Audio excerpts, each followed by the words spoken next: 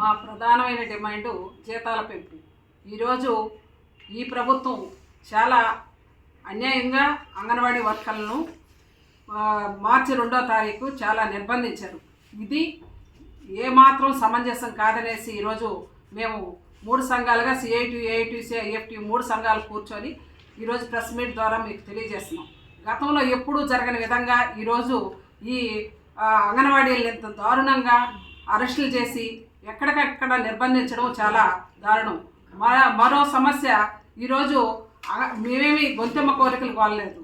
గత ప్రభుత్వంలో 42 రోజులు సమ్మె చేసిన కారణంగానే ఈరోజు మినిట్స్ కాపీ వచ్చింది. అదే మినిట్స్ కాపీలో మేము 12 సమస్యలు ఉంటే 9 తీర్చేసినాము, ఇంకొకటి లేదంటే 10 ఉంటే 1 తీర్చేసినాం అంటున్నారు. ఇవన్నీ కూడా అబద్ధాలు. ఈరోజు ఏదైతే మేము ఆ రోజైనా ఈరోజు గత ప్రభుత్వంలో అయినా ఈ ప్రభుత్వంలో అయినా ప్రధానమైంది జీతాల సమస్య. ఈ జీతాల సమస్య కూడా దేంతో ముడిపెట్టినాం? అన్నదమ్ముళ్ళ వరే విడిపోయిన 2 తెలుగు దేశాలైన తెలుగు రాష్ట్రాలైన తెలంగాణతో ముడిపెట్టినాం. ఆ రోజు తెలంగాణలో 1000 ప్రభుత్వం కంటే కూడా 1000 రూపాయలు అదనంగా ఇస్తానన్నారు. అదే 1000 రూపాయలు ఇచ్చి చేతులు దులుపుకున్నారు. కాబట్టి ఈరోజు మేము చెప్తున్నది ఏంటంటే, మేము చేతులు దులుపుకున్న పద్ధతి కాదు అడుగుతుండేది. పిఆర్సీని అక్కడ ఇంప్లిమెంటేషన్ చేసినారు. అదే పిఆర్సీని ఇంప్లిమెంటేషన్ చేయడం వల్ల వాళ్ళకి 13,650 రూపాయలు పెరిగింది. ఈరోజు వాళ్ళకి మళ్ళీ 12వ పిఆర్సీ వచ్చిందంటే మళ్ళీ వాళ్ళకి ఇంకా 5,000 పెరిగే అవకాశం ఉంది. 17,000 చిల్లర 18,000 అయ్యేటట్టుంది. అదే పిఆర్సీని మాకు కూడా ఇంప్లిమెంటేషన్ చేయాలనేసి మా కోరిక. కాబట్టి ఈ ప్రభుత్వాలన్నీ కళ్ళబుల్లి మాటలన్నీ పక్కన పెట్టేసి ఖచ్చితంగా కూడా మీరు ఏదైతే మా టెంట్ల దగ్గరకు వచ్చారో, ఏదైతే మా ప్రభుత్వంలోనే 2 దఫాలు కావచ్చు, 3 దఫాలు కావచ్చు, 10,500 దాకా మేమే పెంచినామని చెప్పుకుంటున్నారు. మేము వస్తే మేమే పెంచుతాము, మా ప్రభుత్వాన్ని నమ్మండి అన్నాం. ఖచ్చితంగా నమ్మినాం. ఈరోజు మీరే వచ్చినారు, మీరే పెంచండి, మీరే పిఆర్సీ ఇంప్లిమెంటేషన్ చేసి ఖచ్చితంగా అంగన్వాడీల ఓడు అర్థం చేసుకొని పెంచుతారనేసి సందర్భంగా మేము కోరుకుంటున్నాం. రేపు 9, 10 తారీఖులలో మమ్మల్ని చర్చలకు పిలుస్తానన్నారు.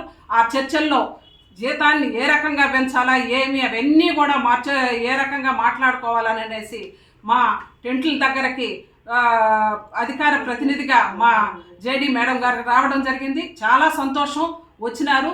కానీ రావడం అనేది ఎప్పుడు రావాలనేది కొంచెం చూసుకొని వచ్చినట్టే బాగుండేది. అర్ధరాత్రుల్లో వచ్చారు. అర్ధరాత్రుల్లో వెళ్ళడానికి, వాళ్ళందరూ ఉండడానికి, ఇంకో ప్రోగ్రాం తీసుకోవడానికి, వాటన్నిటికి కూడా ఇది ఉంటుంది. కాబట్టి ఖచ్చితంగా కూడా మా జీతం పెంచాల్సిన అవసరం ఉంది. అదేవిధంగా వేసవి సెలవులు ఈరోజు మార్చి 1st వీక్ మొదలు కాలేదు. ఇప్పటికే ఎండల తీవ్రత ఎక్కువగా అయిపోయింది. 3 నుంచి 5 సంవత్సరాల పిల్లలు ఈ ఎండని ఏ రకంగా తట్టుకోగలరు? 50 సంవత్సరాల నుంచి స్కీమ్ వర్కర్లుగా పనిచేస్తున్నాం. సరుకులు చూస్తుంటే ఆకాశాన్ని అంటుతున్నాయి. అదేవిధంగా పని భారం చూస్తుంటే ఇంకా ఆకాశాన్ని అంటుతున్నాయి. ఈరోజు పని భారాన్ని తట్టుకొని నిలబడిగే పరిస్థితి అంగన్వాడీ వర్కర్కి లేకుండా ఉండదు. నేను దాకా ఫోన్లు పనిచేయడం లేదని అంటే మీకు అందరికీ ఫోన్లు ఇచ్చేసినాను, ఒక్క ఫోన్ కూడా పనిచేయడం లేదు. ఈరోజు ఆ ఫోన్లు పనిచేయని ఫోన్లతో మళ్ళీ యథాతథం మళ్ళీ మేమే ఫోన్లు పెట్టుకొని మా ఫోన్లే పెట్టుకొని మళ్ళీ మేము ఫోన్లు పని చేసుకుంటూ ఉండే పరిస్థితి. ఇవన్నీ కూడా చాలా ఇబ్బందులతో కూడుకున్న పరిస్థితి.